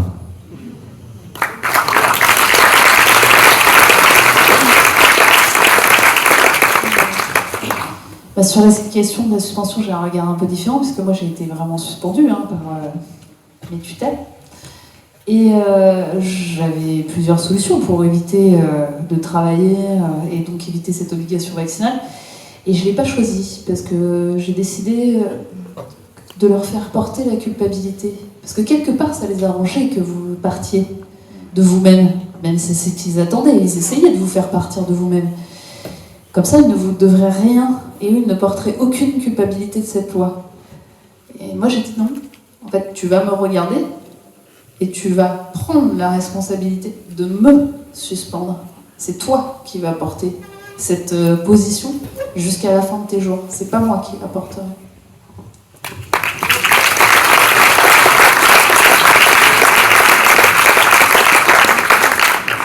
Alors, je vais rebondir sur la dernière partie du film qui serait spirituelle. En fait, c'est pas du tout le cas. C'est tout le film qui a cet élan-là depuis la première seconde, depuis le noir et depuis le logo d'Exuvie qui symbolise une transformation, un état de transformation. Le fait que je sois très heureux que les personnes qui interviennent dans le film, les 7, comme l'a dit Eric pour la première fois, c'est aussi une justification, parce qu'à la question qu'on me pose souvent dans quasi toutes les projections, pourquoi vous n'avez pas mis telle profession, pourquoi avez-vous choisi ces 7 personnes-là plutôt que d'autres, elle revient souvent parce que, en effet, 15, 20, 30, 40, 100, 120 000 suspendus, pourquoi ces 7-là ? Eh bien, après la question de Peggy à chacun, les réponses qui ont été formulées, pour moi, c'est limpide. C'est limpide, en fait. Il n'y avait aucune hésitation à donner la parole à ces personnes, puisque les réponses que vous avez eues sont évidemment spirituelles. Ça transpire dans chacun des mots. Et ce qu'a dit Louis sur cette notion de e-santé, de e-commerce, de transhumanisme, c'est parce que ce sont des personnes qui ont choisi un côté de la scission très franche qui est en train de se présenter. Et c'est un conflit spirituel, social, mais en nous-mêmes. Qu'est-ce qu'on choisit de nourrir ? Donc, cette soirée, elle est là pour apporter quelque chose au-delà du témoignage d'1h30. C'est de faire sentir qui sont ces personnes-là, qui ont donné bien sûr de la confiance pour le témoignage, mais bien plus que ça. Le film arrive à avoir sa vie, parce que dedans, il n'y a pas de colère, il y a de la bienveillance, il y a de la place pour l'autre, il y a de la place pour la différence, il y a de la place pour le questionnement, et ça peut tenir un petit peu au montage, mais on ne peut pas faire du montage sans propos. Les silences sont évocateurs, parce qu'il y a du poids dans les silences de chacun des intervenants. Sur les 10 derniers jours, j'ai hésité à amener mon fils ici. Parce que je lui impose indirectement beaucoup de choses. Je lui impose ma fatigue. Je lui impose mon travail. certains excès de travail, il y a certains excès de fatigue. Et puis, comme l'a dit Greg, c'est le mot final est pour lui, puisqu'il y a, dans ce temps long, dans ce regard lointain que je nommais, il y a évidemment lui, comment je peux l'élever de la meilleure des façons. Eh bien, c'est de lui faire côtoyer des personnes telles qu'elles sont à ma gauche. C'est de lui montrer le sens que ce que je fais a une prise dans le réel. Que moi, je peux faire des choix, mais que d'autres en font. Peut-être plus engageants, plus profonds, plus puissants. Et j'aime à penser que lui, il est élevé par ces personnes-là, par leurs propos, par leur présence, et que lui, il sent, et qu'on a une responsabilité par rapport à nos concitoyens, dans un temps court peut-être dans les repas de fin d'année, mais aussi dans le fait de manifester une présence pour les enfants avec une exemplarité. Et je n'ai absolument aucun doute que cette période de choix, de transcendance extrêmement profonde,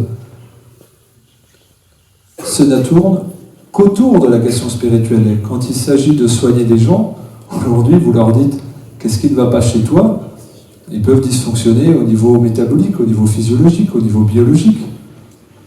Mais ils ont perdu leur lumière, ils marchent à côté d'eux-mêmes. Donc ils souffrent spirituellement. Ils ne souffrent pas d'autre chose. Donc quand il s'agira de soigner autrement, ça sera de regarder l'autre tel qu'il est et de s'intéresser vraiment à lui. Bien sûr la radiologie, bien sûr l'imagerie médicale, vous avez des super techniciens, cardiologues, peuvent ouvrir les viscères, réparer, faire de la haute couture, réanimer, calibrer des machines, regarder un microscope, sauver des vies avec des bébés, avec un cordon autour du cou, savent faire tout ça. Mais là, dans ce qu'ils manifestent, ils savent faire beaucoup plus grand. Et ils ont besoin d'aucun moyen. Ils ont une âme, un cœur, et c'est tout. Et c'est ça qui va guérir. Je suis convaincu que rien d'autre ne suffira à guérir. Puisque de toute façon, vous n'aurez même plus d'électricité pour avoir des appareils de mesure. Vous n'aurez plus rien. Il restera plus que le cœur.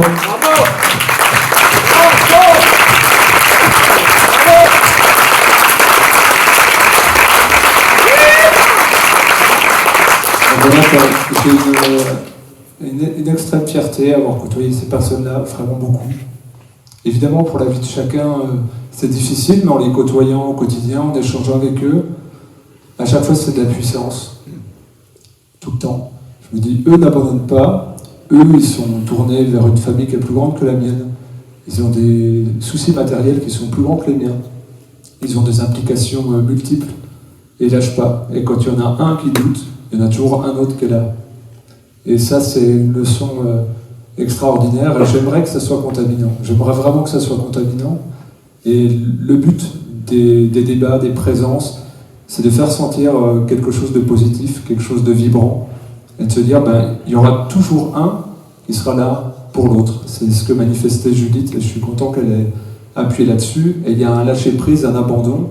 Et si on est rationnel, si on est bloqué dans son esprit rationnel, il y a toutes les raisons pour se dire, j'ai peur, ça va être la merde. Mais si on se connecte à nous, et là c'est une foi vibrante, qui vient de nous, qui est là pour nous, et l'autre viendra manifester quelque chose. Donc merci, c'est une occasion pour moi, je les remercie bien sûr à chaque fois, et je les remercie profondément de leur présence, d'avoir su prendre du temps pour ce soir, bien entendu d'avoir été présent dans le documentaire, et puis de porter ce langage commun. Quand je les entends parler, je me dis, il n'y a qu'une voix en fait. C'est des histoires personnelles, mais il n'y a vraiment qu'une voix. Donc un immense merci à eux. Merci à vous.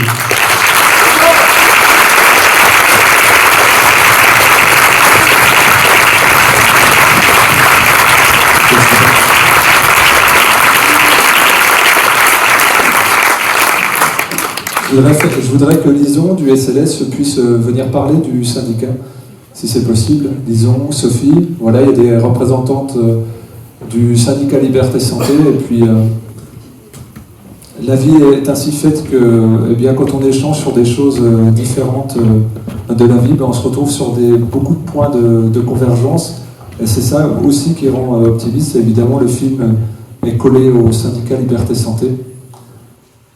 Voilà, donc disons, si tu veux présenter les raisons d'être du syndicat, puis aussi des exemples de ce que vous avez accompli, de gens qui ont réussi peut-être à se transformer grâce à l'aide du syndicat. Enfin voilà, la parole est pour toi. Merci Fabien, merci à vous tous voilà, de nous accueillir ce soir chez vous. Merci beaucoup et merci d'être venus nombreux pour nous rassembler autour de ce qui nous concerne tous en tant que citoyens. Merci pour votre soutien auprès des soignants suspendus. Je vous ai entendu voilà, témoigner, Madame aussi, par rapport au service public et par rapport à tous les services qui nous concernent tous les jours aujourd'hui. Merci à Guy. Je vais d'abord dire merci. Je vais faire vite. Merci à Guy et à toutes les personnes qui ont permis d'organiser cette soirée aussi. Guy, il s'est proposé référent antenne locale du syndicat ici, voilà, dans ce département, le 38. C'est ça, voilà. Et puis merci à Olivier également, qui est tout en haut, là, qui porte le deuxième micro, qui a trouvé la salle. C'était...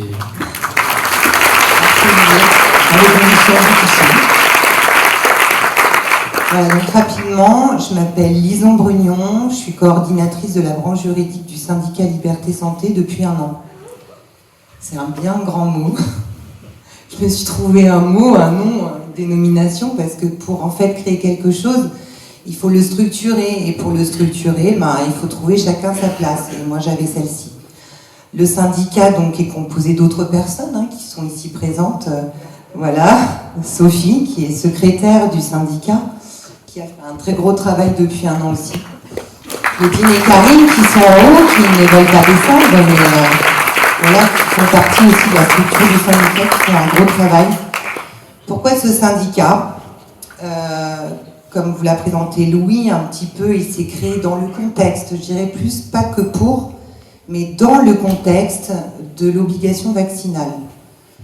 Tout simplement, bien avant l'obligation vaccinale, nous étions regroupés dans plusieurs départements et régions, et vous le savez, plusieurs soignants se sont regroupés grâce aussi à l'appel de Louis et merci, et Carole et bien d'autres ici présents. On a entendu cette voix. Et cette voix nous parlait, plus que par les mots, nous a touché le cœur et nous a donné envie de nous rassembler.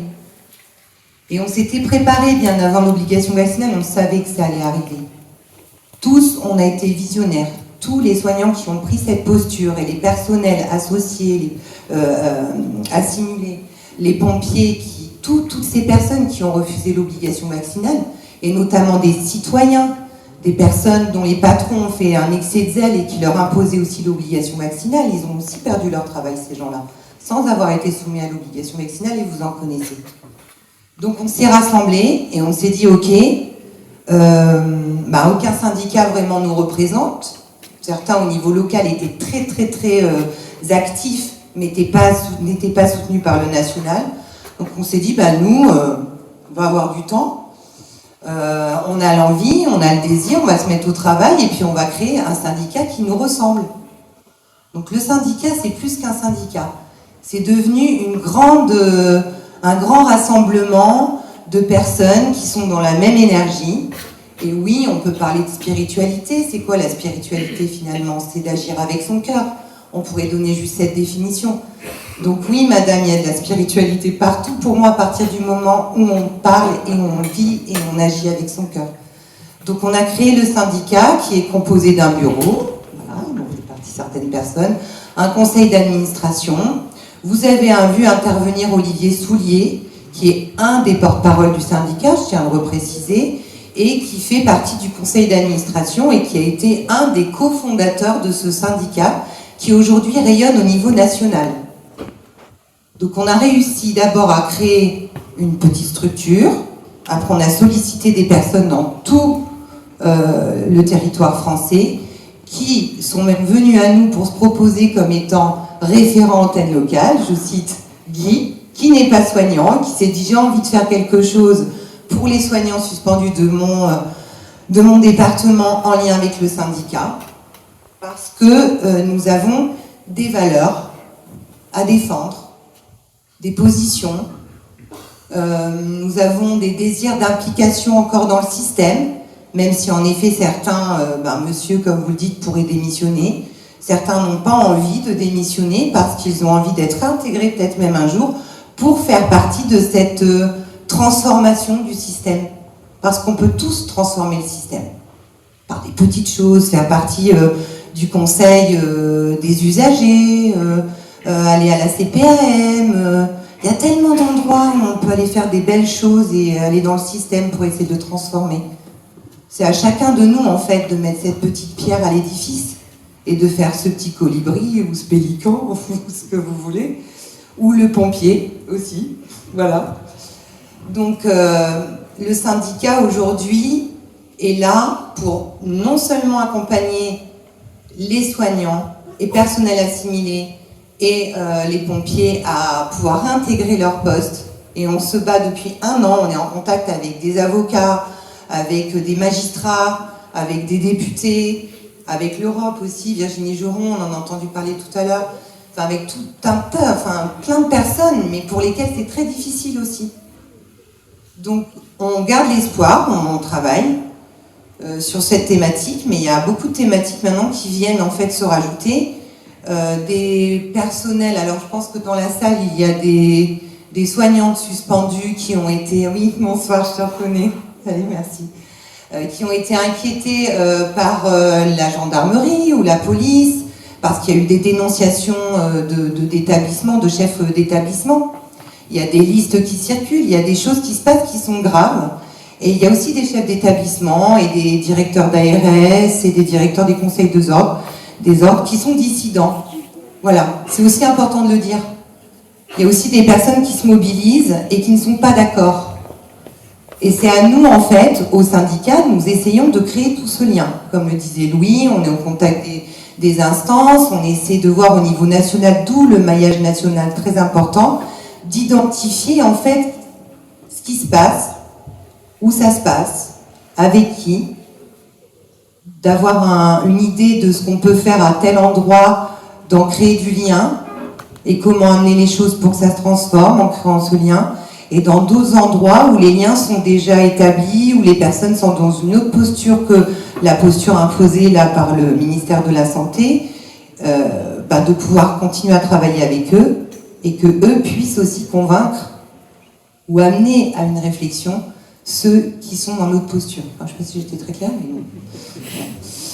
Donc, ce qui se passe, c'est que des soignants viennent vers nous maintenant pour d'autres raisons que l'obligation vaccinale. Parce qu'ils peuvent avoir, et je pense que tu pourras en parler mieux que moi, de ton vécu, en tout cas, si tu voudrais en dire un mot, ça sera avec plaisir. Je pense qu'on est structuré avec un accueil du prendre soin, du savoir prendre soin. Ce que nous savons tous faire ici et qui nous lie. Ce qui nous a fait prendre cette décision, garder cette posture, rester dans nos valeurs, d'accueillir, de bienveillance, d'intelligence collective, ce qu'on veut voir demain. Donc ce syndicat, c'est aujourd'hui, c'est ici, maintenant, et pour demain. Voilà. Merci de m'avoir écouté. Et la parole est seulement suspendue.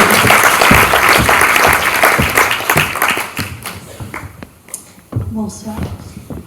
Je suis Jessica, je suis psychologue et j'ai pris de la hauteur, mais je suis néanmoins suspendue. Moi, je voulais vous remercier pour le film. Je n'ai pas eu le courage de le regarder chez moi. J'ai attendu que vous veniez me le présenter dans ma région et je vous remercie d'être là. Et je crois que j'aurais trop pleuré si j'avais vu ce film chez moi, tellement c'est quand même douloureux et ça parle de tout ce que j'ai vécu moi aussi. Voilà. Il y a quelques mois, j'étais dans cette énergie positive de reconstruction et de lumière et tout ce que vous évoquez. Mais j'ai reçu entre-temps une convocation à la gendarmerie parce que l'hôpital a porté plainte contre moi et contre tous les suspendus de l'hôpital pour travail dissimulé ou cumul d'activités non autorisées. Voilà. Et donc je serai auditionnée à la gendarmerie le 20 décembre. Joyeux Noël. Voilà. Et du coup, je remercie le syndicat d'être là parce que l'accueil est effectivement chaleureux et bienveillant. Et c'est d'une grande aide et d'un grand réconfort. Voilà. Voilà, je sais plus quoi dire. Merci.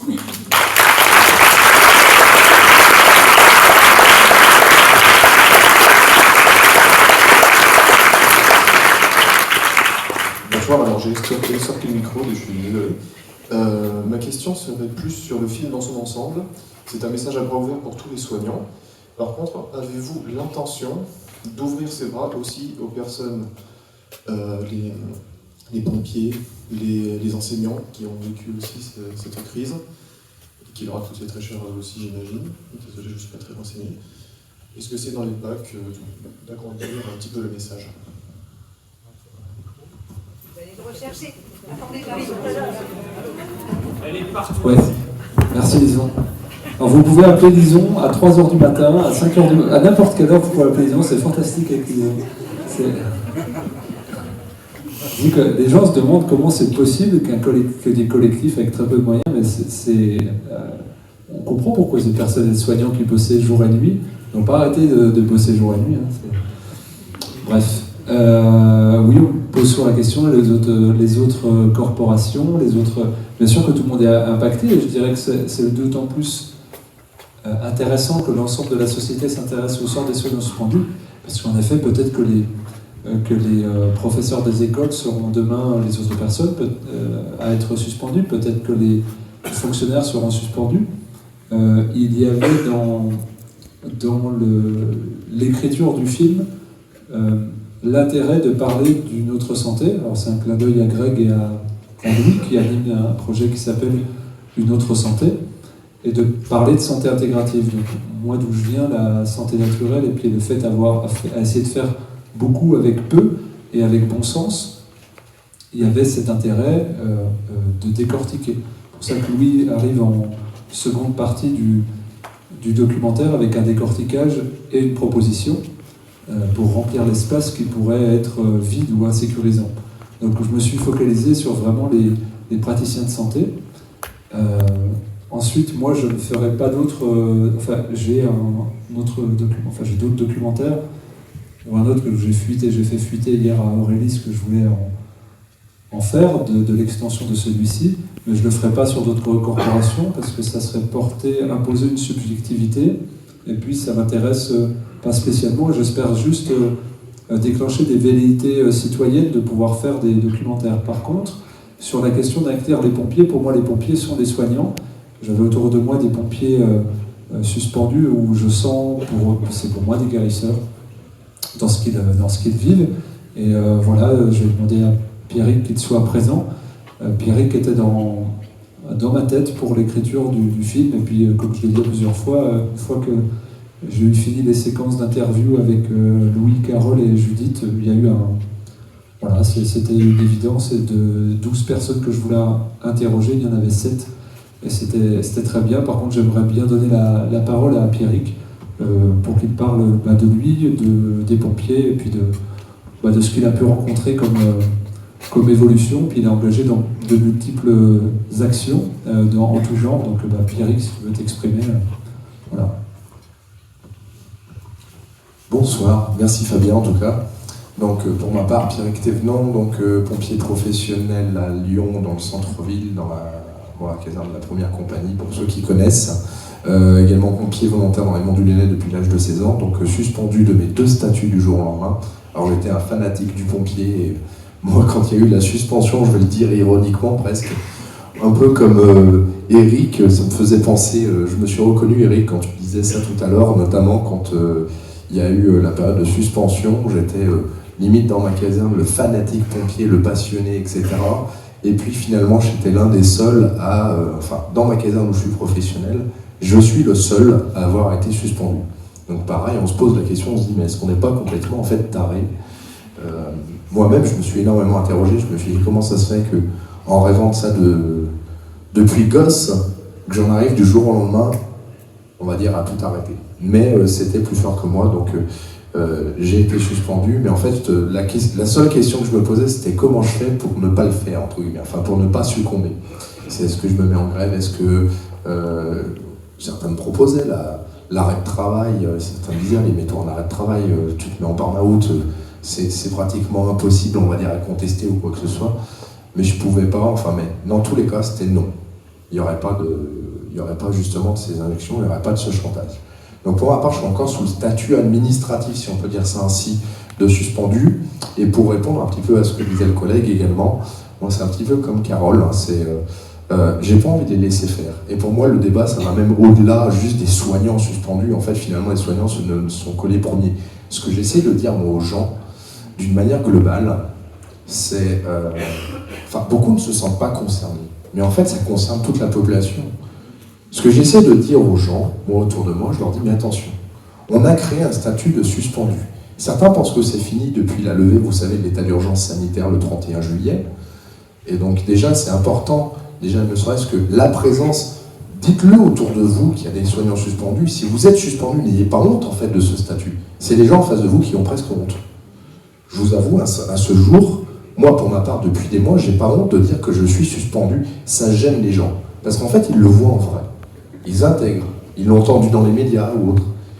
Et maintenant, de plus en plus, les gens en fait sont dans la je dirais qu'on vient les perturber, ça vient les interroger, de se dire, ah, j'ai en face de moi là quelqu'un qui est encore suspendu depuis des mois, qui pensait que ça allait durer quelques semaines, quelques mois, et se rendre compte que ça existe encore.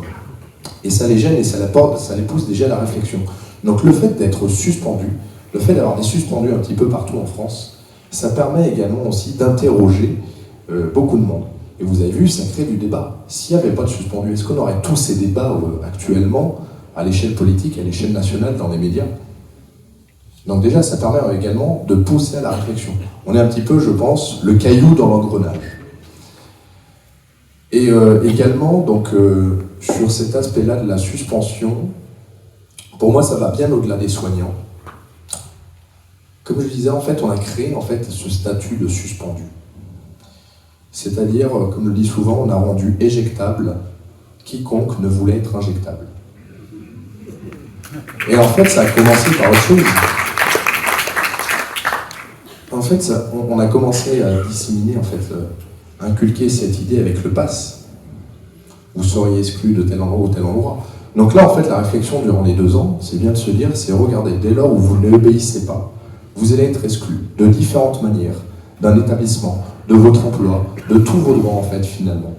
Et là, en fait, donc la suspension, c'est-à-dire qu'on était capable de mettre en suspension, de mettre dans une bulle, sans strictement aucun droit, justement, une catégorie socio-professionnelle qui refusait d'obéir. Ça peut être pour une injection, pour un vaccin ou quoi que ce soit, mais rien ne nous dit que ce ne sera pas pour autre chose demain. S'ils sont capables de le faire pour des soignants, et notamment pour un vaccin, qu'est-ce qui fait qu'ils ne seraient pas capables de le faire demain pour autre chose? Comme le dit très bien Louis, il y a un ensemble et d'autres personnes, hein, on voit très bien où est-ce qu'ils essaient de nous emmener. Donc demain, dès lors, si vous n'avez pas payé vos impôts, si vous êtes en retard sur quoi que ce soit ou autre, qu'est-ce qui fait que vous n'êtes pas suspendu, entre guillemets, de la société, donc interdit d'acheter, de consommer, de vous déplacer? Il y a un ensemble de choses comme ça. Je pense qu'en fait, là, on est juste sur les prémices. C'est pour ça que je dis à tout le monde, en fait, ça nous concerne tous. On est en train d'inculquer, de faire entrer, en fait, dans la tête des gens, d'une manière globale, dans la tête de la population, regardez, dès lors où vous n'obéissez pas, on vous exclut. Il n'y avait strictement aucune bienveillance du gouvernement. Au pire, je dis bien au pire, qu'on évoque le sujet de se dire, est-ce qu'il faut vacciner les soignants ou non? C'est presque un débat qui aurait pu avoir lieu. Mais il y aurait une bienveillance de la part du gouvernement, il y aurait une proposition de dire, bah écoutez, on sait très bien qu'une part du personnel soignant ne va pas vouloir le faire, on va leur proposer du coup une reconversion, on va leur proposer éventuellement un licenciement, des primes, etc. Puisque si on respecte le choix de chacun, on va dire le consentement de chacun, on sait très bien qu'il y en a qui ne vont pas consentir à se faire vacciner, et s'il y avait véritablement une véritable bienveillance, il y aurait eu des propositions de sortie belles et douces, si on peut dire ça ainsi. Ça n'a pas été le cas. On a créé un statut de suspendu. Et vous le voyez donc avec notamment les attaques, donc quand j'entends ça, des dépôts de plainte ou du personnel soignant qui est soumis à la gendarmerie, il y a vraiment je perçois quelque chose de pervers derrière. C'est la raison pour laquelle moi, je me pense qu'il faut complètement continuer de se battre. En tout cas, moi, je n'ai aucun regret en tant que pompier. Moi, ça a commencé également avec juste, on va dire, j'étais gréviste. J'ai commencé, on va dire, je suis parti de la caserne, entre guillemets, un petit peu avant les autres, avant le 15 septembre, puisque j'étais gréviste dès le 9 août. Dès qu'il a fallu se faire, ils nous demandaient en fait d'arriver, vous savez, quand la loi a été promulguée, pardon, vous savez, ils nous demandaient d'arriver avec un test négatif de moins de 72 heures, ceux qui n'avaient pas débuté leur schéma vaccinal. Donc forcément, moi, ma dernière garde, je l'ai fait le vendredi 6 août de nuit, et donc le samedi, mon chef, un de mes chefs, m'appelle pour me dire, Pierrick, voilà, je suppose que tu n'as pas commencé ton schéma vaccinal. Non.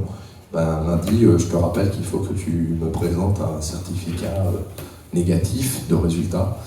Je ne voulais pas succomber à ça, ça faisait 1 an et demi que je n'avais pas fait de test, et je voulais... En fait, pour moi, c'était non, c'était clair, je ne veux pas rentrer dans ce jeu-là. Donc je m'étais mis en position de gréviste dès le lundi 9 août, et je ne suis jamais retourné à la caserne, et le 16 septembre, alors là, c'est l'une des premières fois où je trouve où l'administration va très très vite. Voilà, le 16 septembre matin, lettre recommandée à l'accusé de réception, arrêté de suspension. Alors après, on peut toujours également se morfondre, il y a des périodes dures. Vous me dites si je tiens trop longtemps au train. Il y a des fois, il y a des périodes difficiles, et puis après, il y a un moment donné, on se dit, est-ce qu'on continue aussi également de se victimiser? Il faut vraiment pousser, je pense, également les gens à la réflexion. L'existence des suspendus, moi, je trouve est assez intéressante. Moi, je le vois, par exemple, dans ma famille. Le fait qu'ils ont... Moi, au départ, c'était un peu dur avec certains membres de ma famille. Mais aujourd'hui, on va dire, notre présence, notre existence, je dis ça en toute humilité, les a fait réfléchir et complètement évoluer. Bon, ma mère, en l'espace de quelques mois, il faut voir, entre guillemets, comment elle a, entre guillemets, changé une narrative sans trop qu'on en discute. Parce qu'elle a son fils, elle voit bien, elle a son fils qui est suspendu, elle voit bien que ça s'applique, elle voit les gens autour d'eux qui ne constatent pas que ça existe. Et donc on leur permet de maintenir en fait cette existence et de provoquer la réflexion chez beaucoup de gens. Donc voilà, j'ai strictement aucun regret. J'essaie également de pas trop me victimiser, de dire de toute manière, allez, il faut faire quelque chose, parce que sinon on se morpho-trompe. Enfin, c'est moi ce qui m'aide à avancer, à tenir, on est bien d'accord. Même si ça n'a pas toujours été facile, j'ai eu besoin de l'aide du SLS, et merci énormément à eux pour tout leur travail. Parce que forcément, quand vous avez un seul salaire, célibataire, sans enfants, mais vous avez un seul revenu à la maison, quand le revenu n'est plus là, il n'y a plus rien qui arrive. Mais, ce que tu veux dire par rapport au SLS, excuse-moi, j'interviens, je rebondis sur ce que tu dis, c'est que le S a pu t'aider de façon financière, à t'apporter des aides aussi financières. Oui, voilà. On n'en a pas parlé, mais en effet, je me permets, Pierrick, si tu veux bien, c'est le moment, je saisis aussi le moment de rebondir sur ce que tu dis. Le SLS a tout de suite mis en place une cagnotte de solidarité, parce qu'en fait, vous savez un syndicat peut aider ses syndiqués lorsqu'ils sont en grève. Le SLS avait lancé une grève illimitée au tout début en fait des suspensions, mais tout le monde n'a pas suivi, tout le monde n'a pas compris. Le message n'était pas vraiment passé. Donc en fait, on a tout de suite créé une cagnotte de solidarité pour aider les soignants. Aujourd'hui, on en est, Sophie, à peu près par mois. On aide à peu près 10 soignants suspendus par jour, en fait. 5 à 10 par jour, qui nous demandent des aides pour vivre. Donc c'est énorme, c'est énorme. Donc merci d'en avoir parlé. Et donc on remercie tous les donateurs qui font partie de cette cagnotte, qui nourrissent cette cagnotte de solidarité.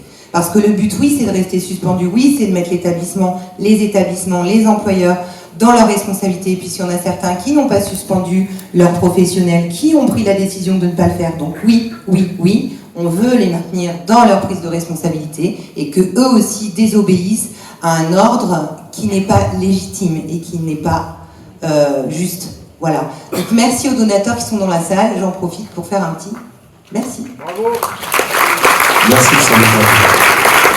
je terminerai juste sur une petite chose. Également, là où j'essaie de pousser à la réflexion, c'est que d'une manière globale, alors attention, je vais être volontairement provocateur. Je me permets de le faire parce que, étant moi-même suspendu, je me dis que je peux me permettre de me le dire. Je me le dis à moi-même également. Je sais que ça dérange certaines personnes, mais comme je dis souvent, Macron et Olivier Véran n'ont suspendu personne. C'est là où ça doit nous pousser à la réflexion. Emmanuel Macron et Olivier Véran n'ont strictement suspendu personne. Ils ont pondu une loi. Ce sont des directeurs de ressources humaines, ce sont des directeurs d'établissements publics ou autres qui ont décidé de suspendre. Moi, sur mon arrêté de suspension, il n'est pas marqué Olivier Véran ou Emmanuel Macron. C'est marqué le nom, en toutes lettres, de mon directeur départemental des services d'incendie et de secours. Si je vous dis ça, c'est quoi? C'est que finalement, en fait, et on en revient un petit peu à tout ce qui est notion du totalitarisme, mais tout ce qui a été permis pas, on va dire, alors en partie à cause d'eux, mais de par l'obéissance d'une majorité. Et que c'est là où c'est super intéressant d'aller justement sur le terrain, d'aller voir les gens. Alors, et là, je ne sais pas. Et moi, par exemple, pour le 15 septembre 2022, j'ai envoyé une lettre de 2 pages à mon service ressources humaines. J'ai pas eu de retour, hein, je vous assure. Voilà, à l'occasion de l'anniversaire des 1 an de suspension, j'ai envoyé une lettre de 2 pages au service de ressources humaines. En fait, et à la fin, j'aurais dit merci pratiquement de m'avoir libéré. Alors attention, je leur dis pas merci spécialement de ce qu'ils ont fait. Mais en fait, je commence ma première page, en leur disant clairement, mais en fait, peut-être qu'on s'est croisés dans les couloirs, peut-être qu'on a déjà eu discuté, et pourtant, en gros, vous avez reçu l'ordre, finalement, parce que je me doute bien que c'est pas mon directeur des ressources humaines qui a tapé le courrier, ça va être une assistante au service ressources humaines et qui a fait son travail comme tous les jours. Mais pour pousser à la réflexion, c'est dans ce travail qu'on fait, entre guillemets, bêtement, finalement, tous les jours. On participe à quoi?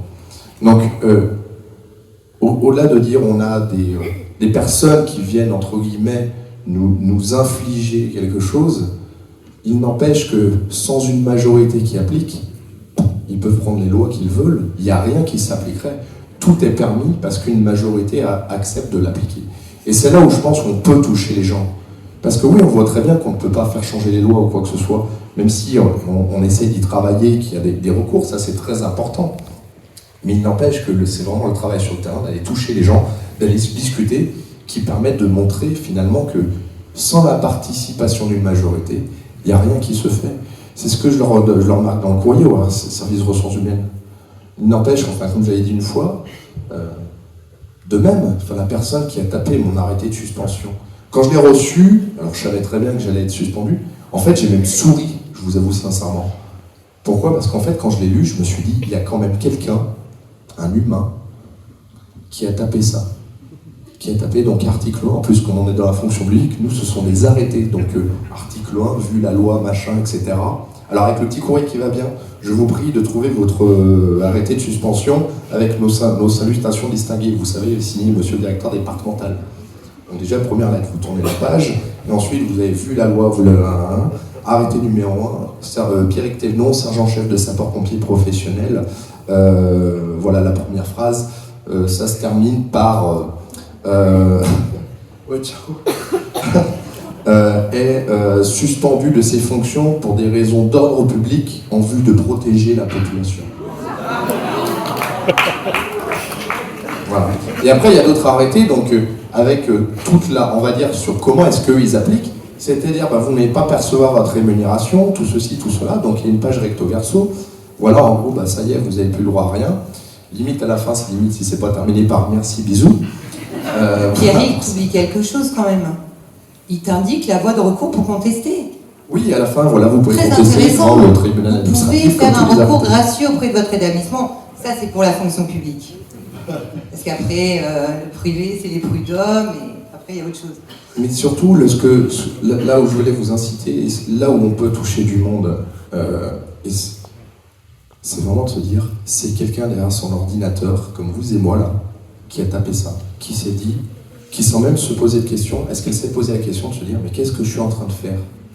Ce Pierrick Thévenon, que j'ai peut-être croisé plusieurs fois, je suis en train de marquer de moi-même, de mes propres doigts, je suis en train de marquer, on va dire, je dirais pas son arrêt de mort, mais presque. Et ça, c'est pas Olivier Véran, c'est pas Emmanuel Macron, c'est bien tous ceux qui ont accepté. Il n'empêche que les directeurs de ressources humaines, les directeurs et autres, tout cela aurait pu dire, mais écoutez, le gouvernement, c'est pas qu'on ne veut pas appliquer, mais nous, on ne veut pas faire ça à nos personnels. Débrouillez-vous, vous avez qu'à faire vos documents au niveau de l'État et les envoyer directement à nos agents.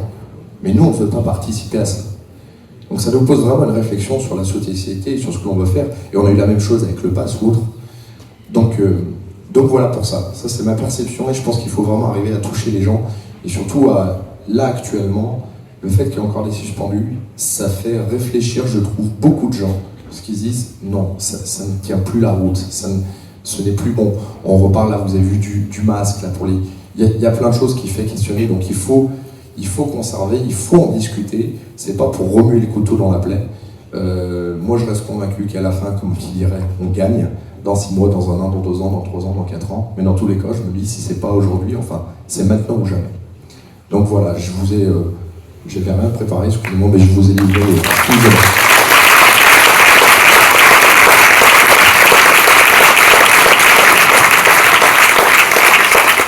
Un grand merci à tous. Peut-être votre corps vous rappelle au fait qu'on ne peut pas rester assis pendant des heures, ni debout en face. Peut-être si vous avez besoin de vous étirer, je vous invite à le faire, si vous avez envie.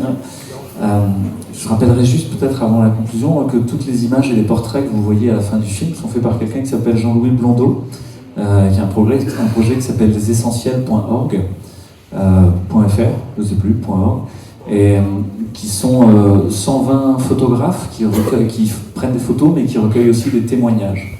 Que ces témoignages, ils sont ouverts, vous appelez, vous écrivez sur le mail contact sur le site lesessentiels.org. Parmi vous, si vous êtes suspendu ou dans une situation autour de tout ce qu'on fait, ils viendront vous voir pour vous faire témoigner et vous prendre en photo. Et l'enjeu n'est pas non plus seulement de faire des attendiers. Voilà, et d'autre part, ils préparent l'idée d'aller témoigner comme les masques blancs ou comme ce qui s'est passé aujourd'hui pour les effets secondaires vaccinaux, d'aller témoigner sur les places pendant le Black Friday de ceux qui font leurs courses de Noël, d'aller mettre une paille dans l'engrenage, mettre un malaise dans le super carouf pour justement créer ce questionnement, etc. Et je crois très fort à la force du témoignage, à la force de l'art aussi et de la beauté, et qu'à partir du moment où on commence à créer des films, mais pourquoi pas une pièce de théâtre, pourquoi pas un opéra, pourquoi pas des photographies, des récits, faire des livres, des poèmes, du slam, du rap, ce que vous voulez, des chansons. Et que là maintenant, finalement, peut-être ce que disait Fabien entre les lignes, c'est à nous de jouer. Ça y est quoi, il n'y aura pas un réalisateur connu, vous avez compris, qui fera un grand film blockbuster, qui comme Avatar passera dans tous les cinémas, ça n'arrivera pas. Par contre, que nous, on fasse plein de petites actions partout et ciblées sur les personnes en cause. Emmanuel Macron et Olivier Véran et François Braun n'en ont absolument rien à foutre de ce qui se passe. Ils n'en ont rien à foutre de rien que de leur petite gueule. Donc, c'est pas ces gens-là qu'il faut toucher. C'est les directeurs d'hôpitaux, c'est les directeurs d'ARS, c'est les présidents de CME, c'est le directeur de la HAS, c'est les gens de la NSM, etc. C'est ces gens-là. Et des manifestations numériques, des manifestations présentielles ciblées à des endroits précis pour commencer à lever des verrous dans la société sont à mon avis intéressantes.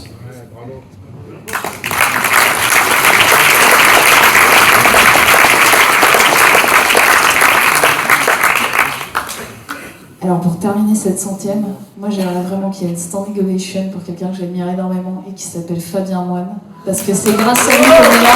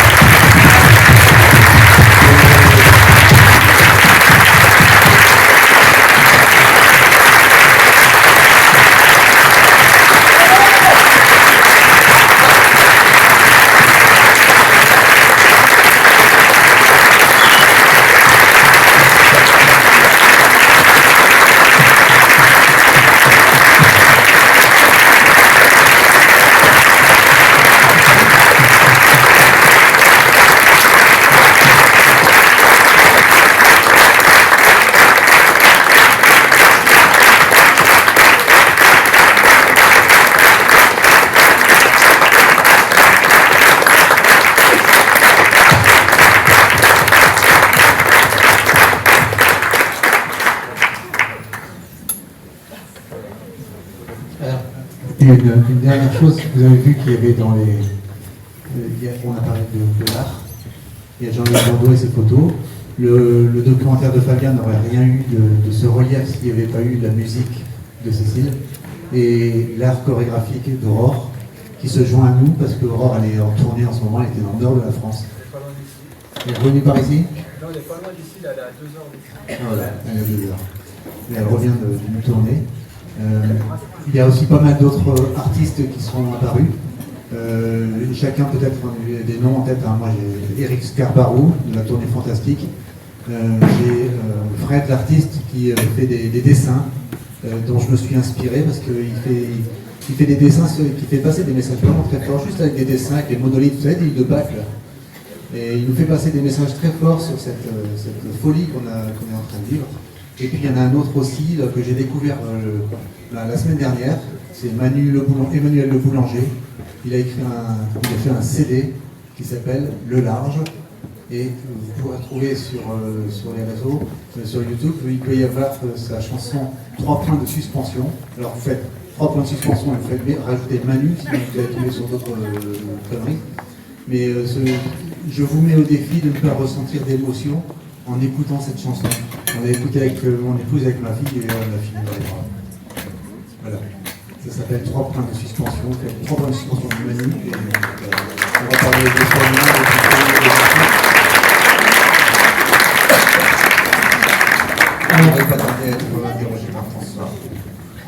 Si vous voulez voir Aurore Borgo, elle sera présente le 13 janvier à la séance à Villefontaine avec Judith à nouveau qui sera là parmi nous. Donc vous aurez une petite note artistique. Voilà. Et puis j'allais complètement oublier, mais je devais vous transmettre les excuses. Alors on avait invité un certain nombre de personnalités qui n'ont pas pu venir. Donc Agnès Buzyn n'a pas pu venir. François Braun non plus. Par contre, Olivier Véran voulait venir, mais on lui a dit non.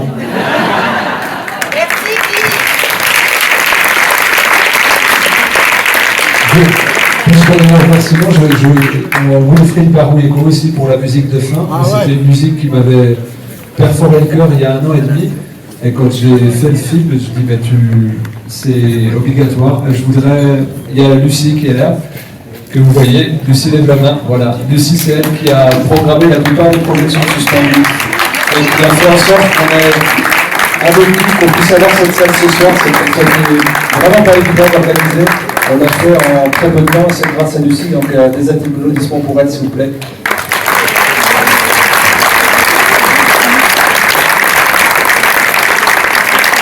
Et encore une fois, on remercie à lui d'avoir pris du temps, d'être resté jusqu'au bout. J'imagine que ça a touché toutes les personnes qui étaient présentes. Et puis merci pour cette 100e. Voilà. Et puis plein de belles choses à vous.